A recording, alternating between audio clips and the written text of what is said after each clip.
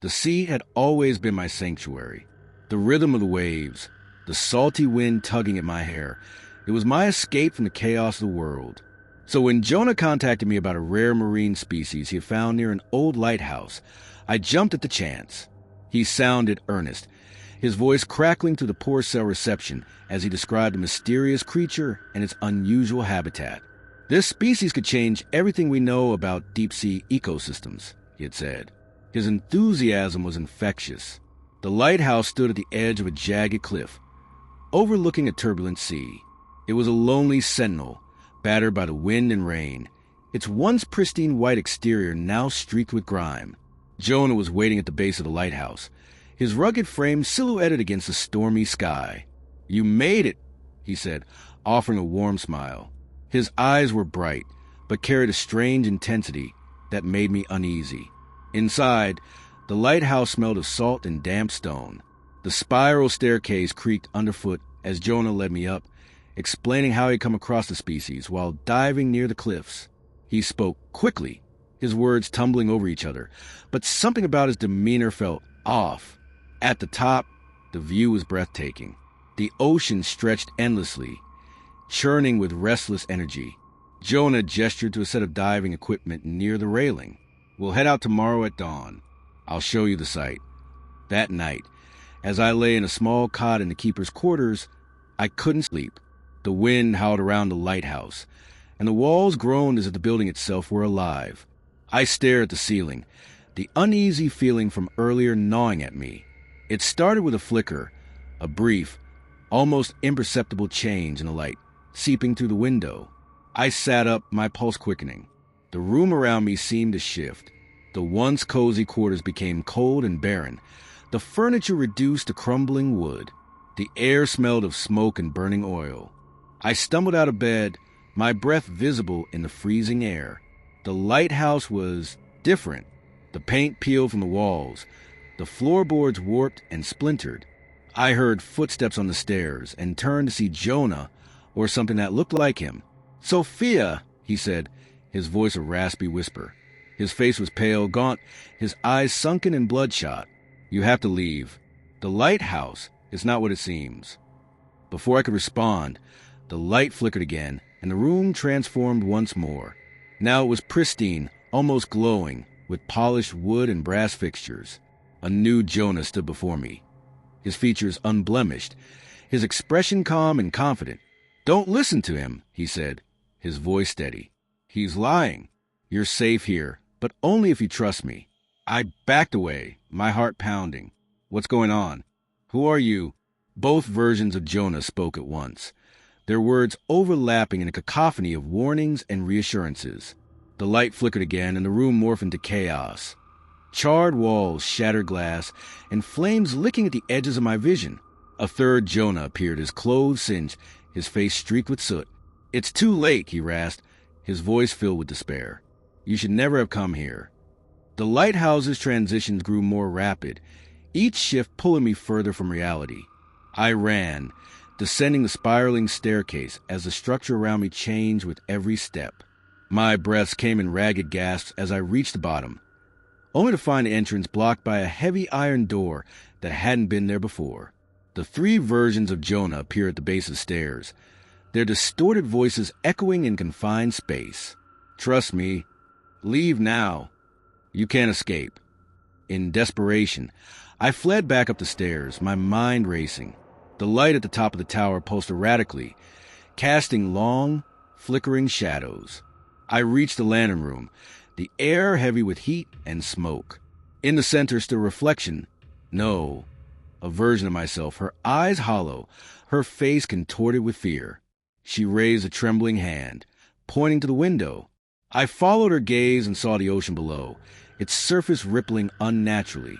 "Jump!" The word echoed in my mind, though no one had spoken aloud. The light flared, blinding me. When my vision cleared, I was standing at the base of the lighthouse, gasping for air. Jonah was gone. The building loomed behind me, silent and foreboding. I stumbled to the edge of the cliff, my legs weak. The waves crashed below, their spray cool against my flushed skin. As I stared into the water, I saw my reflection, Not as I was, but as I had been in the lighthouse, trapped and terrified. Her lips moved, forming words I couldn't hear. She pressed her hands against the surface of the water, her eyes pleading. I staggered back, the realization crashing over me like a wave. I had escaped the lighthouse, but a part of me was still trapped within its shifting walls, forever caught between its states.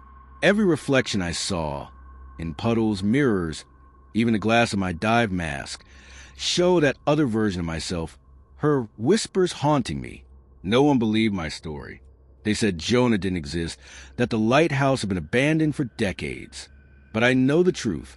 The lighthouse is still out there, flickering between time and reality, waiting for its next victim.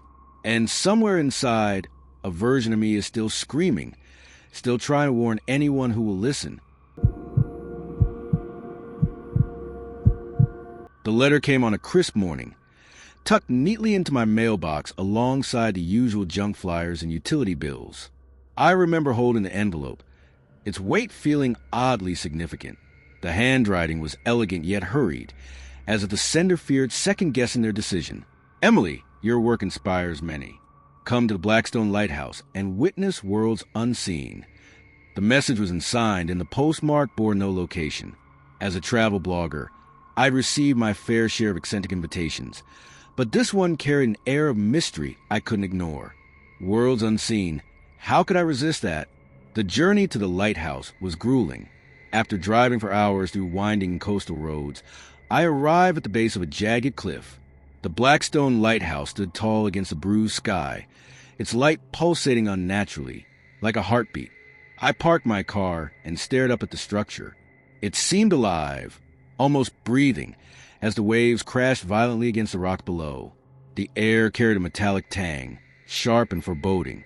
Just another adventure, I muttered to myself, grabbing my camera and gear. The ascent. The lighthouse door creaked open with ease, though no one seemed to be inside. The moment I stepped in, the air changed. It was heavier, colder, and carried an almost imperceptible hum. My boots echoed against the stone floor as I took cautious steps, my heart beating faster with each one. The spiral staircase wound upward, its iron railings rusted with age. A faint light beckoned me from above. Each step seemed steeper than the last, and the disorientation began almost immediately. The walls appeared to shift, the curve of the staircase tightening and loosening as if mocking me.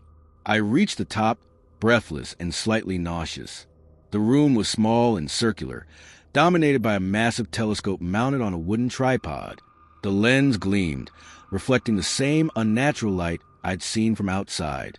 A single chair sat beside the telescope, and a note lay on the seat. Look and see. Curiosity overwhelmed caution.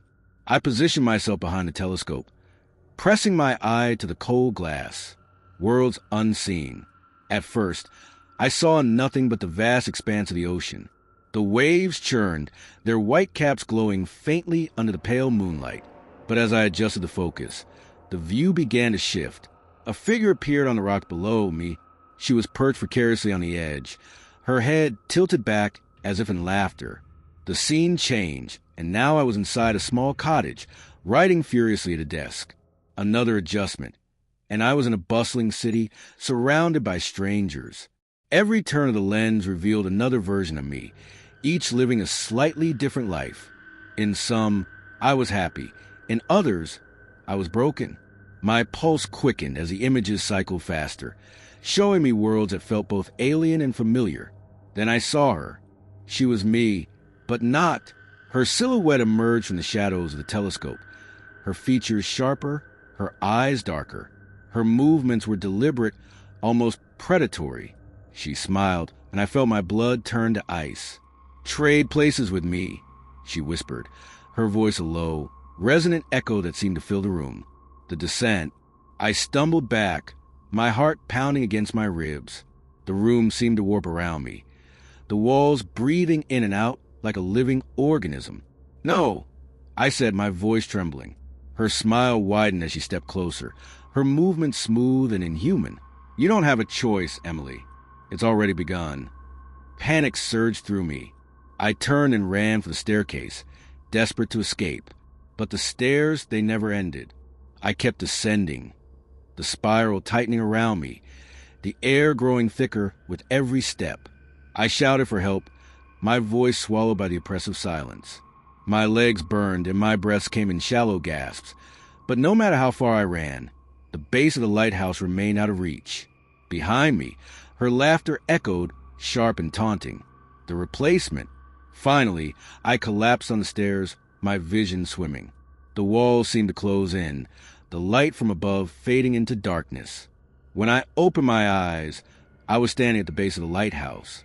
The air was still, the sea calm. Had it been a dream? I turned toward the parking lot and froze. There she was, walking toward my car. She moved with my stride, carried my gear, and wore my face. "Wait!" I shouted, running after her. She didn't turn. I reached the car just as she climbed in, her gaze meeting mine through the rear-view mirror. Her eyes sparkled with something cruel, something final. The engine roared to life, and she drove off, leaving me behind. Trapped, I turned back to the lighthouse, the door now shut tight. I pounded against it, screaming until my throat was raw, but the only response was my own echo. I climbed the stairs again, desperate to find a telescope, to undo whatever had happened, but the room at the top was empty, save for a cracked mirror hanging on the wall. In its reflection, I saw the shadowy version of myself smiling back. "Welcome home," she whispered. And then the light returned.